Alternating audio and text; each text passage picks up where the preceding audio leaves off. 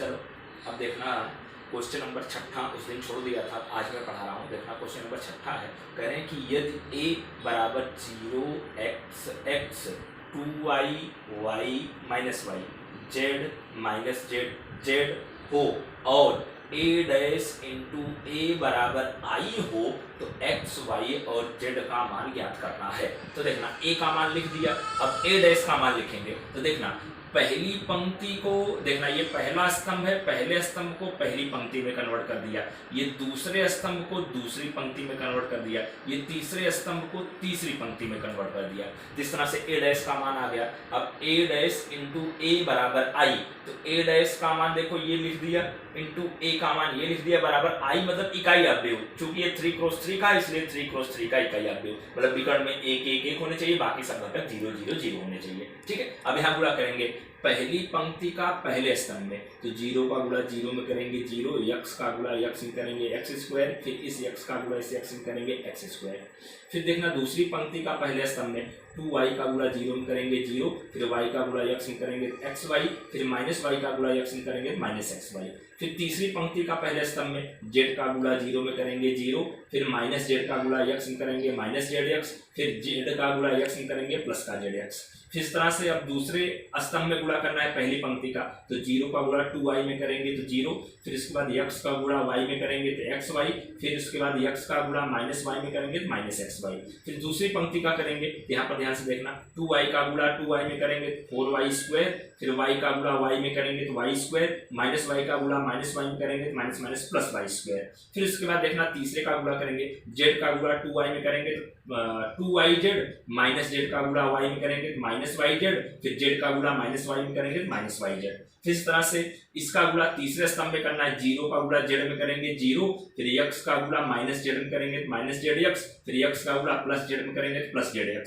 फिर उसके बाद 2y का गुणा z में करेंगे तो 2yz, फिर उसके बाद y का गुणा माइनस z में करेंगे तो माइनस yz, फिर माइनस y का गुणा प्लस z में करेंगे तो माइनस yz। फिर उसके बाद देखना इसका गुणा इसके साथ करेंगे, z का गुणा z में करेंगे z स्क्वायर, माइनस z का गुणा माइनस z में minus minus plus z square, z का गुणा z में करेंगे तो z स्क्वायर, बराबर ये आपका i लिख दिया।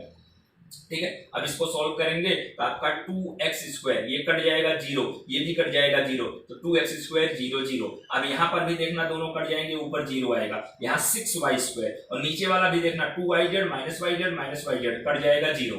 फिर उसके बाद यहाँ पर भी आपका क्या आ जाएगा 0, और यहाँ पर भी आपका क्या आएगा 2yz माइनस yz 0 हो जाएगा, और यहाँ z स्क्वायर 3z स्क्वायर बराबर i का मतलब 1 0 0 0 1 0 0 0 1। अब यहाँ तुलना करेंगे, यहाँ 2x स्क्वायर बराबर 1, तो x स्क्वायर बराबर 1/2, x बराबर प्लस माइनस 1/√2। इस तरह से 6y स्क्वायर बराबर 1, तो यहाँ से y स्क्वायर बराबर 6, तो y स्क्वायर बराबर प्लस माइनस 1/√6। अब 3z स्क्वायर बराबर 1, तो यहाँ से z स्क्वायर बराबर 1/3, तो z बराबर प्लस माइनस 1/√3, तो x y और z का मान निकल गया। ठीक है, अब क्वेश्चन नंबर आपका 10वां, चूंकि 9 का करा दिया था, क्वेश्चन नंबर 10वां है, कह रहे हैं कि एक निर्माता कंपनी जो है 3 प्रकार की वस्तुओं का उत्पादन कर रही है, x, y और z, और जिनको 2 बाजारों में बेचती है, और वार्षिक बिक्री निम्नानुसार है, मतलब बाजार 1 में x की बिक्री 10,000 है, y की बिक्री 2,000 है, z की बिक्री 18,000 है। बाजार नंबर 2 में x की बिक्री 6,000 है, y की बिक्री 20,000 है, और z की बिक्री कितनी है 18,000 है। तो वही बिक्री दर्शाने वाला आप भी लिख दिया, तो 10,000 2,000 18,000, फिर 6,000 20,000 8,000। ऊपर जो वाला है वो बाजार 1 के लिए है, और नीचे वाला जो है बाजार 2 के लिए, मतलब बाजार 1 में x जो है 10,000 बिकता है, बाजार 1 में y 2,000 बिकता है, बाजार 1 में z जो है वस्तु वो 18,000 बिकती है। फिर बाजार 2 में x 6,000 बिकता है, बाजार 2 में y 20,000 बिकता है, और बाजार 2 में z 8,000 बिकता है। अब उसके बाद यहाँ पर देखना पहला सवाल दिया गया है, यदि x y z के प्रत्येक इकाई का विक्रय मूल्य 2.5 रुपया 1.5 रुपया और 1 रुपया हो तो प्रत्येक बाजार की कुल आय आव्यूह बीजगणित की सहायता से ज्ञात करो। तो वही प्रत्येक इकाई के विक्रय मूल्य का आव्यूह b ले लिया, तो x के लिए विक्रय मूल्य है 2.5, y के लिए विक्रय मूल्य है 1.5 और z के लिए विक्रय मूल्य है 1 रुपया, तो इसको इस तरह से आपका लिख दिया। अब कुल वार्षिक आय आपका क्या होगा, दोनों का गुणनफल a b, यहाँ पर देखना a इंटू b, ए का ये आव्यूह पूरा लिख दिया इंटू बी का ये आव्यूह लिख दिया। अब इसका गुणा इसके साथ करेंगे तो 10,000 गुणे 2.5 बराबर 25,000 आएगा। फिर 2,000 गुणे 1.5 बराबर 3,000 आएगा। फिर 18,000 गुणे 1 बराबर 18,000 आएगा प्लस करके। फिर देखना दूसरे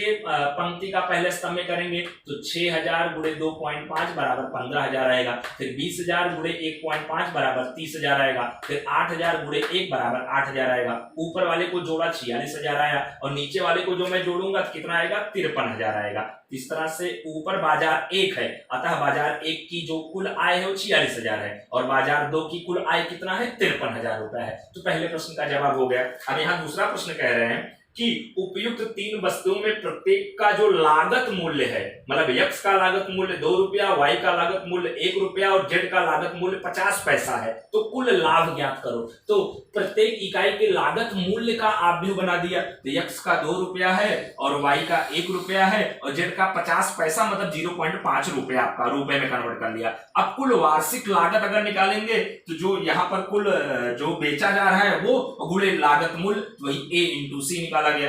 ए का मतलब ये पूरा लिख दिया इंटू सी का मतलब ये लिख दिया। अब इसका गुणा इसके साथ करेंगे 10,000 गुणे 2 20,000, फिर 2,000 गुणे 1 2,000, 18,000 गुणे 0.5 बराबर 9,000, फिर 6,000 गुणे 2 बराबर 12,000, 20,000 गुणे 1 बराबर 20,000, 8,000 गुणे 0.5 बराबर 4,000। अब इसको जोड़ेंगे 31 आएगा, नीचे वाले को जोड़ने पर 36 आएगा। तो आप कहेंगे अतः बाजार 1 का जो कुल लागत मूल्य है 31,000 रुपया है और बाजार 2 का जो कुल लागत मूल्य है कितना है 36,000 रुपया है। अब बाजार 1 का लाभ अलग निकालेंगे तो बाजार 1 का लाभ मतलब आय माइनस लागत मूल्य। बाजार 1 की जो कुल आय थी 46,000 था और बाजार 1 की कुल लागत मूल्य 31,000 है, तो ये लागत मूल्य 46,000 माइनस 31,000 बराबर 15,000। अब बाजार 2 का जो लाभ है तो बाजार 2 की कुल आय 53,000 है और बाजार 2 में लागत मूल्य कुल कितना हमने कर रहे हैं 36,000, तो वही 53,000 माइनस 36,000 बराबर 17,000। तो कुल लाभ कितना होगा, बाजार 1 से 15,000 का लाभ हो रहा है, बाजार 2 से 17,000 का लाभ हो रहा है, तो कुल लाभ 15,000 धन 17,000 बराबर कितना 32,000। अब उसके बाद यहाँ पर थोड़ा सी जगह थी इसलिए एमसीक्यू का लास्ट सवाल 15वां सवाल चला दिया हूं। कह रहे हैं यदि ए स्क्वायर बराबर ए हो तो आई प्लस ए का होल क्यूब माइनस 7a का मान ज्ञात करो। तो आई प्लस ए का होल क्यूब माइनस 7a लिख दिया। अब यहाँ a प्लस बी का होल क्यूब बराबर a cube plus b cube plus 3ab bracket में a plus b minus 7a।